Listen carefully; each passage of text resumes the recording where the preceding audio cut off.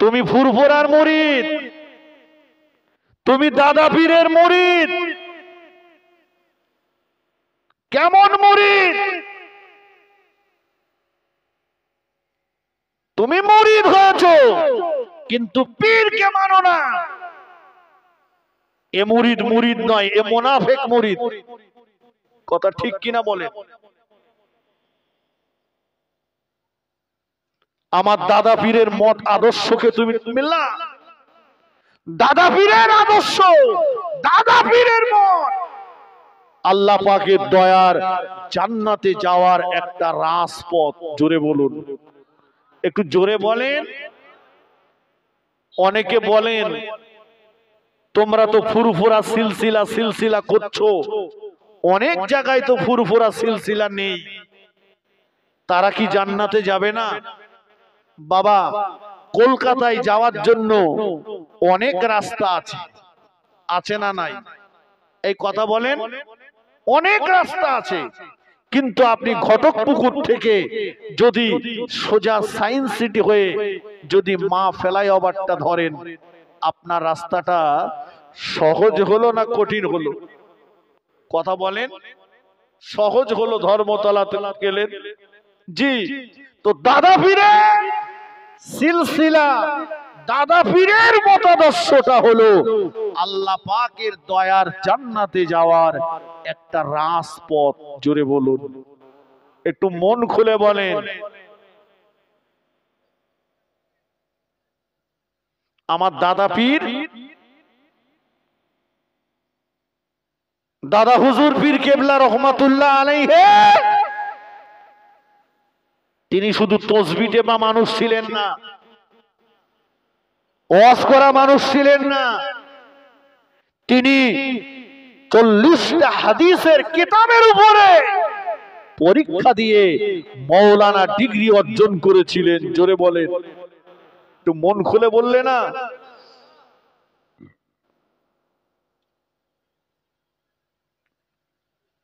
তিনি যে মতাদর্শটা রেখে গেছেন, তুমি সেই আখিরি জোহরের নামাজটাকে ছেড়ে দিলে,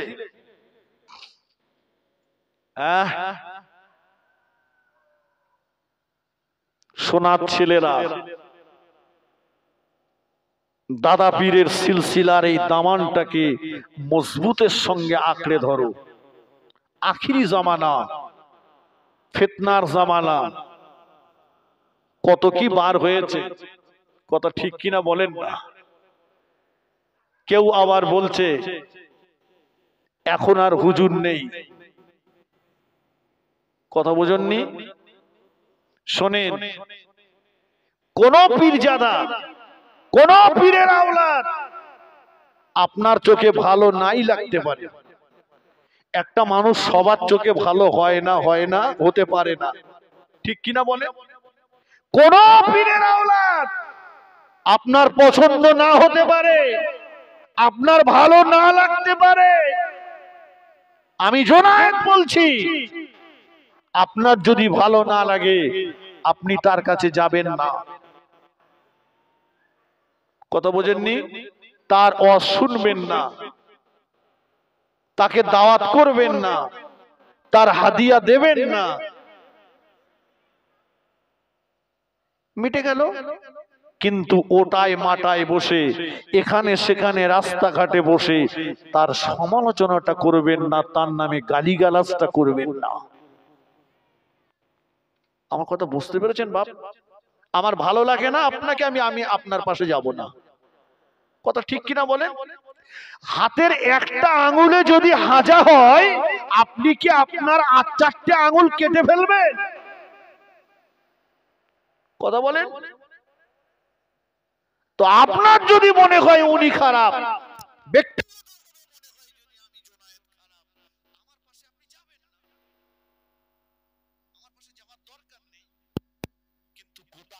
সমাজটাকে তো আপনি খারাপ বলতে পারেন। কথা ঠিক কিনা বলেন? দাদা পীরের আওলাদ যেখানে, দাদা পীরের রুহানি নজরটাও সেখানে। জোরে বলুন, মন খুলে বলা যাবে না? তাহলে আমার কথা বোঝা গেল বাবা, ভালো লাগে না যাব না, তবে তাকে একটু কথা বলেন, তবে তাকে গাল দেব না, তার সমালোচনাটা করব না। কারণ মুজাদ্দিদুজ্জামান দাদা হুজুর পীর কেবলা রহমাতুল্লাহ আলাইহির দরবারে একটা প্যান্ট শার্ট পরা মানুষ এসেছে, প্যান্ট শার্টটাই পরা। ওই ব্যক্তিটা যেই আসলেন, দাদা হুজুর পীর কেবলা রহমাতুল্লাহ আলাইহি নিজে উঠে দাঁড়ালেন, দাঁড়িয়ে তার সঙ্গে মুসাফা করলেন, বসলেন। বেশ কিছুক্ষণ গল্প করার পরে আবার ওই মানুষটা যখন চলে যাচ্ছেন, হুজুর কেবলা উঠে দাঁড়িয়ে মুসাফা করলেন, কিছু দূর আগিয়ে দিয়ে আসলেন, আর ওনার হাতে কিছু হাদিয়া নজরানা দিলেন। জোরে বলতে পারবেন না? একটু মন খুলে বলেন। ভক্ত মুরিদ মোতাকিদিনরা যারা বসেছিল, উনি চলে যাওয়ার পরে বলছে, হুজুর কিছু বুঝলাম না, আপনি এত বড় একজন আলেম, জামানার মুজাদ্দিদ, আপনি প্যান্ট শার্ট পরা ওই ব্যক্তিটাকে দেখে আপনি দাঁড়ালেন। দাদা হুজুর পীর কেবলা রহমাতুল্লাহ আলাইহি বলেছিলেন, ও ভক্ত মুরিদ মোতাকিদিনেরা, আমি আবু বকর কোন প্যান্ট শার্ট পরা মানুষকে দেখে দাঁড়াইনি বাবা, কোন প্যান্ট শার্ট পরা মানুষকে দেখে সম্মান জানাইনি বাবা। ও আমার মুরিদ মোতাকিদিনেরা, শুনে রাখো, তোমরা কি ওই লোকটাকে চেনো? তোমরা কি ওই ব্যক্তিটাকে চেনো? না হুজুর, চিনি না। দাদা হুজুর কেবলা বলেছিলেন, ও আমার মুরিদ মোতাকিদিনেরা, উনি অন্য কেউ নন, উনি হলেন গাউসুল আযম মাহবুবে সুবহানী হযরত বড় পীর আব্দুল কাদের জিলানী রহমাতুল্লাহ আলাইহির বংশধর। উনি যখন আমার দরবারে আসলেন, আমি আবু বকর, আমি আমার দিব্য চোখে দেখতে পাচ্ছিলাম, সুদূর বাগদাদ শরীফ থেকে, সুদূর বাগদাদ শরীফ থেকে, কবরের ভিতর থেকে মাথাটা উঁচু করে করে বড় পীর সাহেব হুজুর কেবলা ফুরফুরা শরীফের জমিনের দিকে বারবার বারবার চেয়ে চেয়ে দেখছিল। আমার আওলাদ গিয়েছে, আমার বংশধর গিয়েছে মুজাদ্দিদুজ্জামান আবু বকরের দরবারে, আমার আওলাদের সঙ্গে আবু বকর কেমন ব্যবহার করে। ও আমার মুরিদ মোতাকিদিনেরা, আমি প্যান্ট শার্ট পরা মানুষকে দেখে দাঁড়াইনি, আমি গাউসুলে আযম বড় পীর সাহেবের আওলাদকে দেখে দাঁড়িয়েছি। আর একটু জোরে বলেন সুবহানাল্লাহ।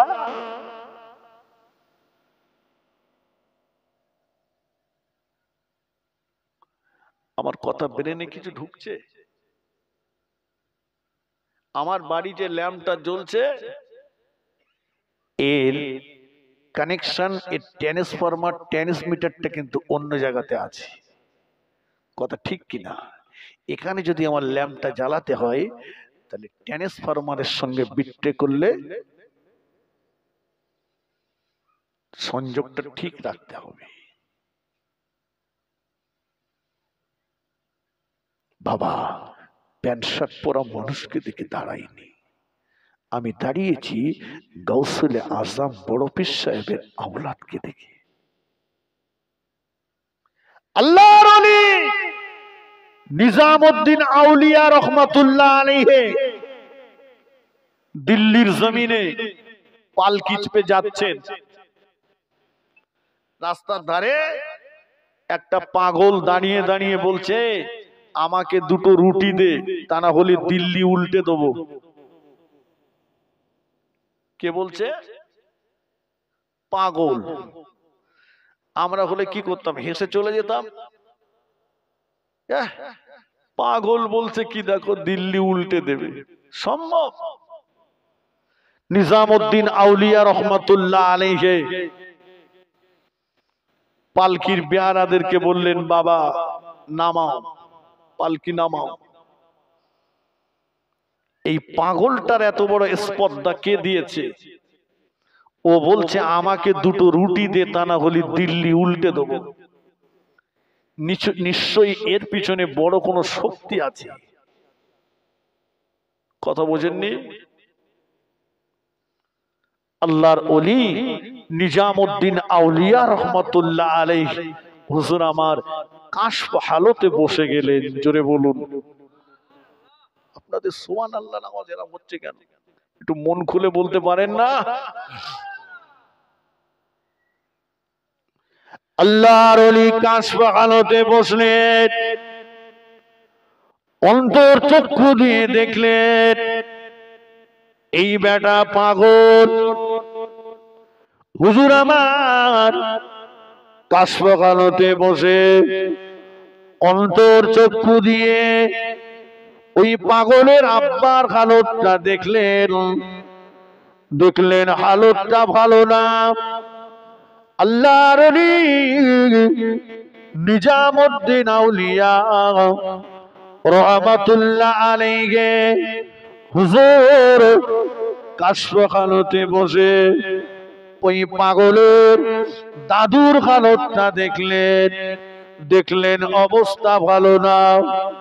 আল্লাহর ওলি নিজামউদ্দিন আউলিয়া রহমাতুল্লাহ আলাইহি কাশফ হালতে বসে ওই পাগলের তৃতীয় পোস্টে দাদুর হালতটা দেখলেন।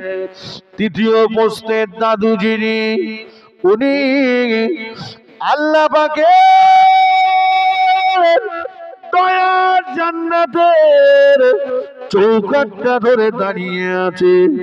আল্লাহ পাকের দয়ার জান্নাতে চৌকাঠটা ধরে দাঁড়িয়ে দাঁড়িয়ে বলছে, আল্লাহ পাক, আল্লাহ পাক, আমার আওলাদ যদি দিল্লির জমিনে বেইজ্জতি হয়ে যায়, আমার আওলাদ যদি দিল্লির জমিনে লাঞ্ছিত হয়ে যায়, আমার আওলাদ যদি দিল্লির জমিনে অপমানিত হয়ে যায়, আমার আওলাদ যদি দিল্লির জমিনে ক্ষুধার্ত থাকে, ভুখা থাকে, আল্লাহ আপনি দিল্লির জমিনটা উল্টে দেবেন। আল্লাহর ওলি নিজামউদ্দিন আউলিয়া রহমাতুল্লাহ আলাইহি হুজুর আমার স্বাভাবিক অবস্থাতে ফিরে আসলেন। বেয়ারাদেরকে বললেন, ডাকো বাবা ওই পাগলটাকে আমার কাছে ডাকো। হুজুর কাছে ডেকে নিলেন। কাছে ডেকে নিয়ে পাগলের পিঠে মাথায় হাত বুলিয়ে বললেন, বাবা বলো না বাবা, এমন করে বলো না, বলো না বাবা, আর তুমি এমন করে বলো না বাবা।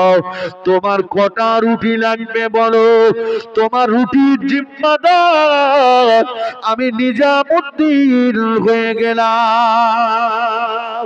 আর একটু জোরে বলুন সুবহান, আর একটু জোরে বলেন সুবহান আল্লাহ।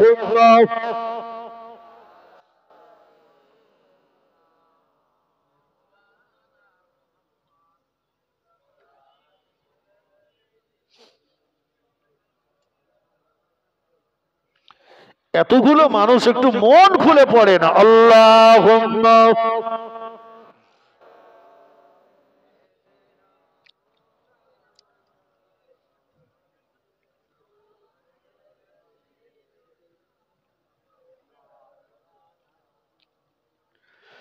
নবীর রওজা শরীফ দেখে মন কত শান কত মান মোর কামলিওয়ালা ও গো মদিনাওয়ালা করো করুণা দিদার দাও গো শাহে মদিনা নবীর রওজা শরীফ দেখে মন ভরে না দিদার দাও গো শাহে মদিনা আল্লাহুম্মা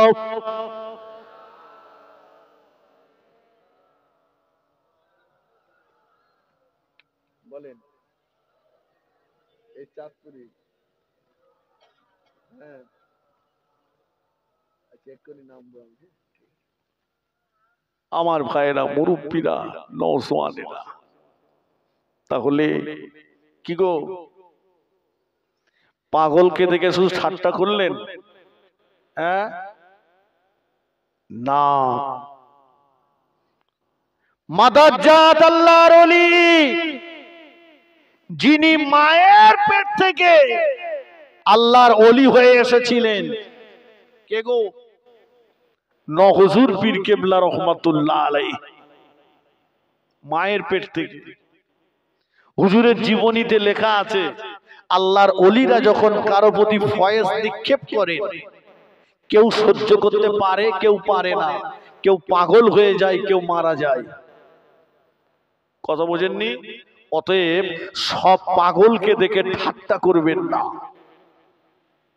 কথা বুঝতে পারলেন পাগলকে দেখে ঠাট্টা করবেন না ফুরফুরা শরীফের জমিন পাক জমিন আমি আপনি যদি ফুরফুরায় না যাই কি গো ফুরফুরায় কেউ যাবে না কথা বলেন না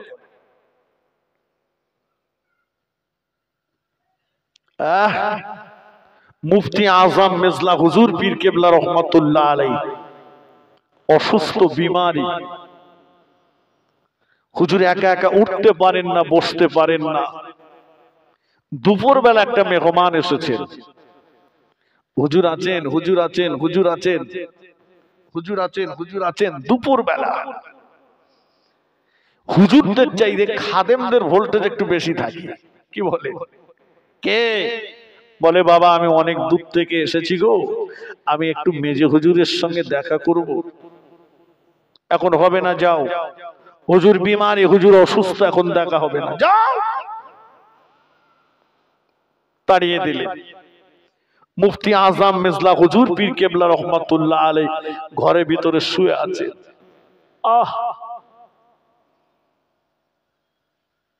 দাদা হুজুর কেবলা যার শানে বলেছিলেন বাবা আমার মেজো বেটা আবু জাফর সিদ্দিকী হচ্ছে ইলমের জাহাজ জোরে বলুন না সুবহানাল্লাহ শুয়ে আছে চোখ দুটো খাদেমদারকে ডাকলেন বাবা খাদেমদার জি হুজুর শোনো মেহমানকে তাড়িয়ে দিলে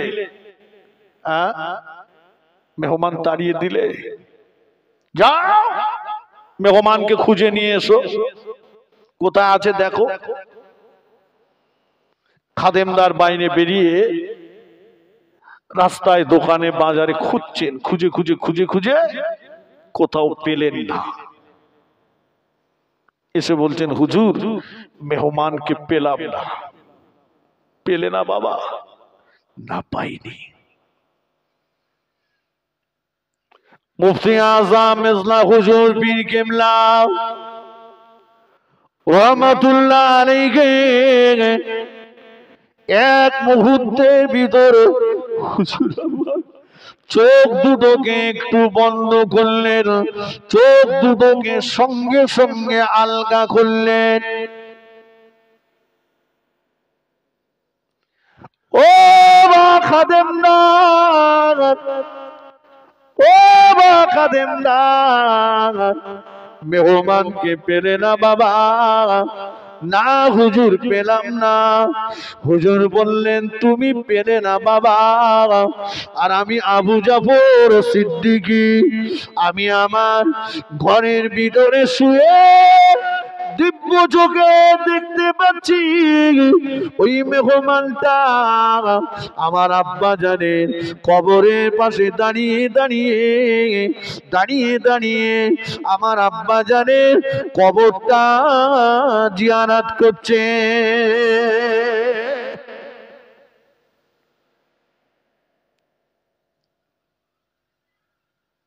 চোখ কটা?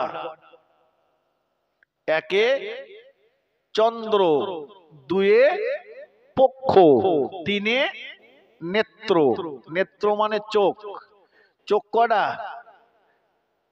হ্যাঁ, তিনটে। আমাদের আছে কটা? তাহলে আরেকটা কি ভুল পড়লাম নাকি? না, আরেকটা হচ্ছে অন্তরের চোখ। যে চোখটা খুলতে গেলে আল্লাহর ওলি, হাক্কানি আল্লাহর ওলি মাহবুব বান্দাদের সোহবতে যেতে হবে। কত বুঝনি? মেজে হুজুর কেবলা অন্তর চক্ষু দিয়ে দেখলেন খাদেমদার দাদা হুজুরের মাজার জিয়ারত করছে। জোরে বলুন না সুবহানাল্লাহ। চলে গেলেন, যে ডাকলেন, হুজুর ডাকছেন, হুজুর ডাকছেন। পাগলের মতো এসে হুজুরের খাস কামরার ভিতরে ঢুকে হুজুর শুয়ে আছেন, হুজুরের পাশে হুজুরের বালিশের ঠেস দিয়ে কথা বলছেন। আচ্ছা বাবা, হুজুরের পাশে কাঁধ হয়ে যে মানুষটা হুজুরের বালিশের ঠেস দিয়েছেন, কি মনে হবে? নিশ্চয়ই লোকটা হুজুরের খুব পরিচিত, খুব কাছের। তা না হলে এত কাছে যায় কি করে? খাদেমদার তো ঘরে ঢুকে ওর মাথা গরম হয়ে গেল। কে বেয়াদব! মেজ হুজুর কেবলার বিছানা এইভাবে।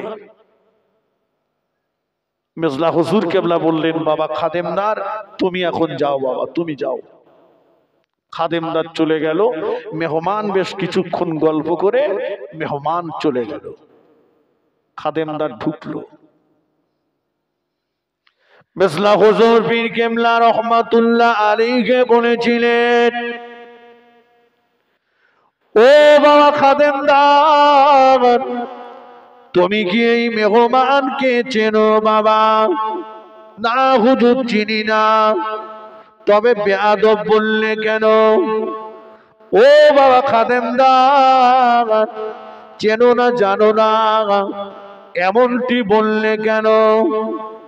ও বাবা খাদেমদার, শুনে রাখো, এই মেহমান দুনিয়ার অন্য কোন সাধারণ ব্যক্তি নন।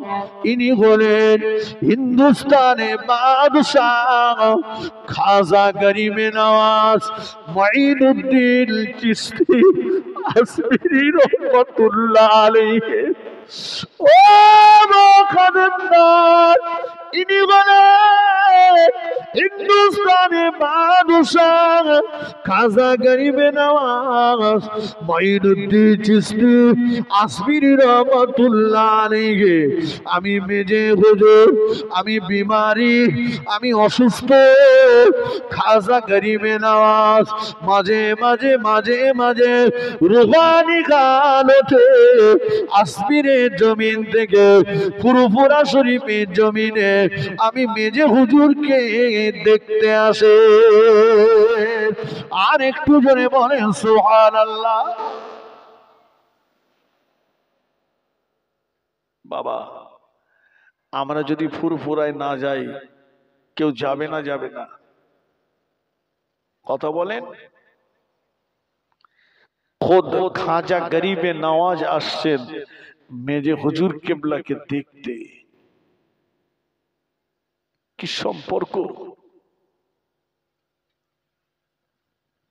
যাদের পারিবারিক সমস্যার সমাধানটা খোদ আমার রাসূলুল্লাহ করতেন। একটু জোরে বলুন সুবহানাল্লাহ। যাদের পারিবারিক সমস্যার সমাধান রাসূলুল্লাহ করতেন। একটা প্রমাণ দিয়ে অন্যদিকে আল্লাহর ওলি হুজুর পীর কেবলা রহমাতুল্লাহ আলাইহি একটু পান খেতেন। কি খেতেন বললাম? পান খেতেন, চুন সুপারি দিয়ে। তো দাদা হুজুর কেবলা দেখতে পেয়ে একদিন বললেন, বাবা নাজমুস শাহাদাত কবে থেকে পান খাচ্ছ? আব্বা বলেছেন, এ তো বেয়াদব ছেলে নয়, এখন তো বাপ একটা বললে ছেলে পাঁচটা শোনায়, কথা ঠিক কিনা বলে? মাথাটা নিচু করে আছে, নিজে নিজেই নিয়ত করে নিলেন পান আর খাবেন না, ছেড়ে দিলেন পান খাওয়া।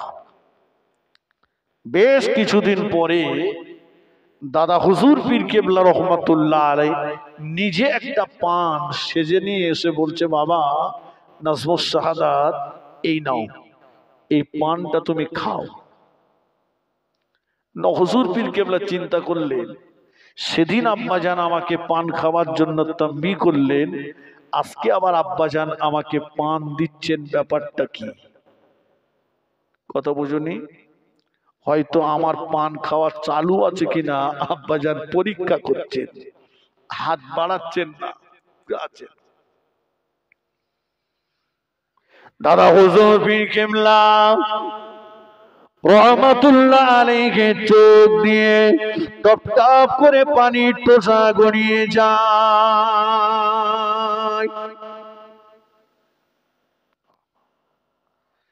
ও নাজমুস শাহাদাত, আমি তোমাকে পরীক্ষা করতে আসি নাই বাবা, তোমাকে আমি পরীক্ষা করবার জন্য পান দিই নাই বাবা। আল্লাহ নবী দিন ও দুনিয়ার বাদশাহ হাবিবুল্লাহ জনাবে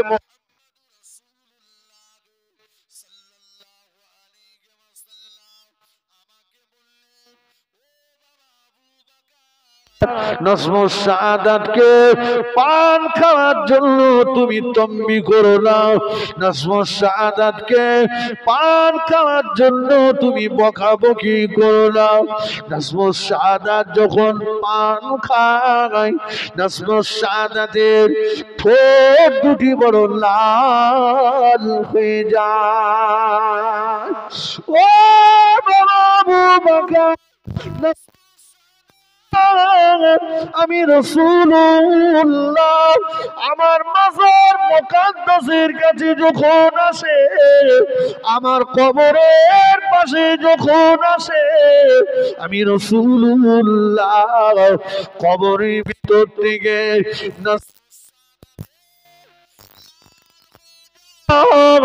ওই দুটি ঠোঁটের দিকে বারবার তাকাও, দেখতে আমার বড় ভালো লাগে বাবা।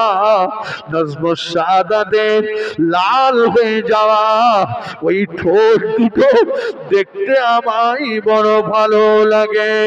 ও বাবা আবু বকর, তুমি যেদিন থেকে তাম্বি করেছো সেই দিন থেকে নাজমুস শাহাদাত পান খাওয়া ছেড়ে দিয়েছে। নিয়ে যতবার আমি রাসূলুল্লাহ আমার মাজার মুকাদ্দাসের কাছে এসেছে, আমার কবরের পাশে এসেছে, আমি দয়ার নবী নাজমুস শাহাদাতের ঠোঁটের দিকে তাকাই, কিন্তু আগের মতো লাগে না বাবা, আগের মতো লাগে না বাবা। এই জন্য আমি রাসূলুল্লাহ বললাম, নিজে হাতে তুমি নাজমুস শাহাদাতকে একটা পান সেজে দাও। আরেকটু জোরে বলেন, আরেকটু জোরে বলেন, নারায়ে তাকবীর, নারায়ে তাকবীর।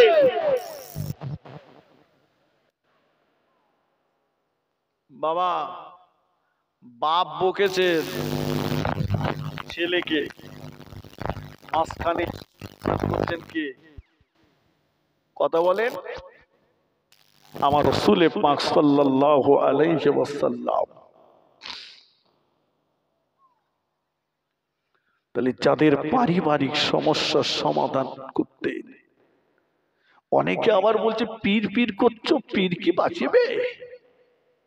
আপনি যদি পীরের খাঁটি মুরিদ হন, পীরের খাঁটি মুরিদ যদি হন, মুনাফিক নয়, খাঁটি মুরিদ যদি হন, বাবা এক বস্তা আলুর ভিতরে দুটো একটা ছোট ছোট আলু থেকে যায়, পচা আলুও থেকে যায়, সেটা কিন্তু ওই ভালো আলুর দামে বিক্রি হয়ে যায়। কথা ঠিক কিনা বলে?